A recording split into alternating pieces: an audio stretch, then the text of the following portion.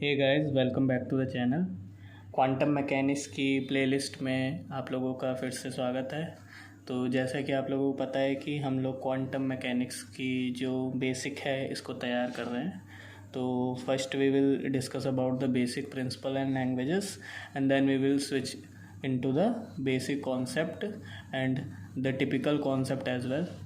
तो इससे पहले कि हम लोग क्वांटम मैकेनिक्स में ऑपरेटर पढ़ें या उसके आगे की लैंग्वेज समझें, आप लोगों को जो दो प्रिंसिपल हैं हमारे यहाँ के सबसे जो बहुत ज़्यादा क्वांटम मैकेनिक्स में यूज़ होते हैं, एक तो है हाइजेनबर्ग अनसर्टेनिटी प्रिंसिपल और एक है डी ब्रॉगली, ठीक है, ड्यूअल वेव पार्टिकल्स वाला, जिन्होंने पूरा इस अपना क्वांटम मैकेनिकल ट्रीटमेंट जो क्लासिकल से था या बोहर थ्योरी को जिन्होंने सुधारा। तो ऐसे हम लोग दो चीज़ों को डिस्कस करने वाले हैं, जिसमें से आज जो पहला टॉपिक है हाइजेनबर्ग अनसर्टेनिटी प्रिंसिपल, या हिंदी में बोले तो हाइजेनबर्ग का अनिश्चितता का सिद्धांत। तो आज ये देखेंगे कि ये क्या होता है। तो चलिए शुरू करते हैं।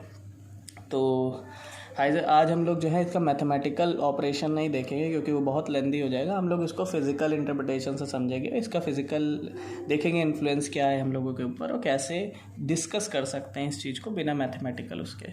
क्योंकि मेन है कि आप लोगों को समझ में आना चाहिए कि हम क्या समझाने की कोशिश कर रहे हैं। यहाँ पे मैथमेटिकल एक्सप्रेशन अगली वीडियो में डाल दिया जाएगा। तो हाइजेनबर्ग ने बताया कि एक पहले मैं फॉर्मूला लिख लेता हूँ, डेल्टा एक्स और delta p is greater than और is equal to h upon 4 pi. ठीक है, एच अपॉन 4 पाई, और या एच क्रॉस आप लिखना चाहे एच अपॉन 2 पाई को बोलते हैं, जहाँ पे एच जो है प्लांक कांस्टेंट है। अच्छा, तो हाइजेनबर्ग ने बताया इस फॉर्मूले की मदद से कि आप किसी भी पार्टिकल का, किसी स्पेस में किसी भी पार्टिकल का आप दोनों जगह पोजीशन और मोमेंटम, उस पार्टिकल का पोजीशन और मोमेंटम एक साथ मेज़र नहीं कर सकते, उसमें अनसर्टेनिटी आ जाएगी। आप एक किसी भी, मान लीजिए इलेक्ट्रॉन है, इलेक्ट्रॉन की आप पोजीशन पता कर लेंगे तो आप मोमेंटम पता नहीं कर पाएंगे, और अगर आप मोमेंटम पता कर लेंगे तो पोजीशन नहीं पता कर पाएंगे। दोनों चीज़ें साइमल्टेनियसली एक साथ आप पता नहीं कर सकते। तो ये क्या है और कैसे इसकी वो हुई, देखिए क्वांटम मैकेनिकल ट्रीटमेंट हम लोग पढ़ रहे हैं तो प्रोबेबिलिटी की बात आती है। आप कुछ फिक्स नहीं कर सकते हो क्योंकि आप माइक्रोस्कोपिक पार्टिकल की बात करो, इलेक्ट्रॉन की। तो इलेक्ट्रॉन एक माइक्रोस्कोपिक पार्टिकल है। तो आप मान लीजिए कि इलेक्ट्रॉन है, ये मूव कर रहा है, तो ये इलेक्ट्रॉन अब मतलब बहुत ज़्यादा ही छोटा पार्टिकल है, तो ये इलेक्ट्रॉन यहाँ भी हो सकता है, यहाँ भी हो सकता है, यहाँ भी हो सकता है, यहाँ भी हो सकता है।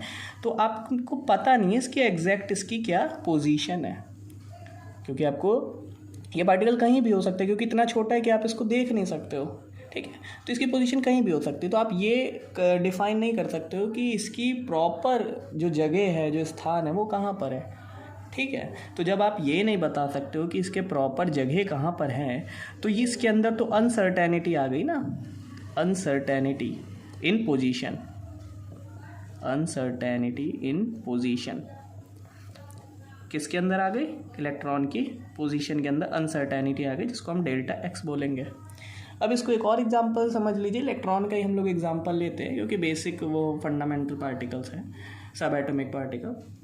जैसे कि आप कुछ एनर्जी किसी मेटल के ऊपर डालें और मेटल से इलेक्ट्रॉन जो है वो मूव करना शुरू हो जाए। तो आपने जैसे ही एनर्जी डाली तो आप उस पार्टिकल की, ध्यान से समझिएगा, जैसे ही आपने एनर्जी डाली तो आप उस पार्टिकल यानी कि इलेक्ट्रॉन क्या होता है भाई, सबसे कई शेल्स में होते हैं। ठीक है, ये शेल्स में होते हैं इलेक्ट्रॉन ऐसे। ठीक है, इसके बाहर एक शेल होगी, उसके अंदर कुछ है। तो जैसे ही आप कुछ एनर्जी शेल्स में देंगे, ऑर्बिट में देंगे, तो इलेक्ट्रॉन जो है एक्साइटेड स्टेट में आएगा और बाहर मूव कर जाएगा। जो सबसे बाहरी फ्री इलेक्ट्रॉन होगा वो एनर्जी पाते हुए बाहर की तरफ मूव करेगा। यानी कि आपको उसकी पोजीशन तो पता लग जाएगी, लेकिन आप उसका मोमेंटम P = mv आप इससे समझिए। ठीक है, लेकिन आप वेलोसिटी नहीं पता कर सकते हो ना उसकी, कि वो कितनी स्पीड से बाहर निकला है, कितनी स्पीड से बाहर। आपको पोजीशन पता चल गई कि आपने यहाँ पे लाइट बीम यहाँ पे छोड़ी तो यहाँ से पार्टिकल निकला है, यानी आप उसकी करेक्ट पोजीशन बता सकते हो। लेकिन आप P नहीं बता सकते हो। P क्या है, mv, momentum mass into velocity, क्योंकि आप उसकी वेलोसिटी ही नहीं बता सकते हो कि वो कितनी स्पीड से बाहर निकला। तो यानी कि आप उसका मोमेंटम नहीं बता सकते हो, यानी कि आप पोजीशन बता सकते हो, मोमेंटम नहीं बता सकते हो। यानी कि दोनों में से दोनों चीज़ें आप एक साथ नहीं बता सकते। यही हाइजेनबर्ग हाइजेनबर्ग का अनसर्टेनिटी प्रिंसिपल है। ठीक है, तो मेरे ख्याल से कि आपको अभी मैथमेटिकल एक्सप्रेशन पे जाने की ज़रूरत नहीं है, क्योंकि हाइजेनबर्ग अनसर्टेनिटी प्रिंसिपल को समझना बहुत ज़रूरी है। क्योंकि कई लोग रट के ये चीज़ आप लिख आएंगे पेपर में, वो काम आएगी नहीं, क्योंकि आपको इसको समझाना पड़ेगा कि ये क्यों है। और क्वांटम मैकेनिक्स में रटने से काम चलेगा नहीं, वहाँ पे आपको चीज़ों को जनरलाइज करके पूरा समझना पड़ेगा कि ये कहाँ से आया था और क्या इसके फिज़िकल सिग्निफिकेंस है। और आप अब ये बताइए कि ऐसी भी कोई कंडीशन हो सकती है, आप मन में सोचिए कि मैंने बोला कि इलेक्ट्रॉन ले लीजिए या कोई भी सब एटॉमिक पार्टिकल या कोई बहुत ही छोटे माइक्रोस्कोपिक पार्टिकल ले लीजिए, तो आप उसके या तो मोमेंटम बता सकते हो या क्या बता सकते हो, पोजीशन। तो क्या कोई ऐसी कंडीशन भी आ सकती है पार्टिकल के अंदर जब हम दोनों चीज़ों को मेज़र कर सके? तो हाँ, ऐसी एक कंडीशन आ सकती है जिसको हम क्या बोलते हैं, zero kelvin condition. Zero kelvin यानी एब्सोल्यूट ज़ीरो टेम्परेचर पर क्या होता है, जो पार्टिकल होता है, ठीक है, ये बहुत इंपॉर्टेंट चीज़ है, पार्टिकल जो होता है वो रेस्ट पे आ जाता है। किस पे? ये ओके नहीं लिखा है, ये ज़ीरो केल्विन लिखा हुआ है। ज़ीरो केल्विन ये एब्सोल्यूट ज़ीरो टेम्परेचर जो होता है, जो कि हम लोग इमेजिन कर सकते हैं, ऐसी कोई चीज़ होती नहीं है कि बिल्कुल ठंडी, ऐसी एब्सोल्यूट ज़ीरो यानी कि बहुत ज़्यादा ठंड, वो चीज़ आप महसूस नहीं कर सकते हो, आप उसको एक्सपेरिमेंटली और मेज़र नहीं कर सकते हो। तो ऐसी सिचुएशन हो तो पार्टिकल जो है वो रेस्ट में आ जाता है, और जब रेस्ट में आ जाता है तब आप पार्टिकल की सेम समय पर, एक ही समय पर पार्टिकल की किस पे, zero kelvin absolute zero temperature पे आप क्या पता कर सकते हो, उसकी पोजीशन और उसका मोमेंटम। कब? जब पार्टिकल जो है एब्सोल्यूट ज़ीरो टेम्परेचर या उसके स्पेस में हो। तो इस तरीके से ये हम लोगों ने हाइजेनबर्ग अनसर्टेनिटी प्रिंसिपल समझा, और ये देखा कि ऐसी भी कोई सिचुएशन आ सकती है जिस पर हम एक ऐसा पार्टिकल है जिसकी पोजीशन मोमेंटम दोनों पता कर ले। तो हाँ, ऐसी पोजीशन होती है। हम लोगों ने ये भी देखा कि अगर पार्टिकल को जो है एब्सोल्यूट ज़ीरो टेम्परेचर पर हम इसको मतलब मेज़र करें, तो हम ये देखते हैं कि पार्टिकल जो है एब्सोल्यूट ज़ीरो टेम्परेचर रेस्ट की पोजीशन में आ जाता है। और जब रेस्ट की पोजीशन में आ जाता है तो हम उस पोजीशन मतलब उस क्षण में उसका जो है डेल्टा एक्स और डेल्टा पी यानी कि पोजीशन और मोमेंटम दोनों चीज़ें मेज़र कर सकते हैं। तो खैर, ये हाइजेनबर्ग अनसर्टेनिटी प्रिंसिपल था।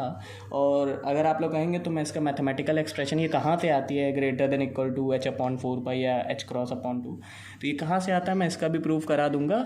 और तब तक के लिए आप लोग जो है मेरी वीडियो देख लिए। क्वांटम मैकेनिक्स में ये तीसरी वीडियो अपलोड कर दी गई है, और इसके बाद जो है हम लोग डी ब्रॉगली प्रिंसिपल भी समझेंगे, और देन हम लोग स्विच करेंगे आगे ऑपरेटर्स एंड उसके आगे जो डिराक नोटेशन होता है क्वांटम मैकेनिक्स को समझने के लिए। तो अभी तक के लिए इतना ही। Thank you.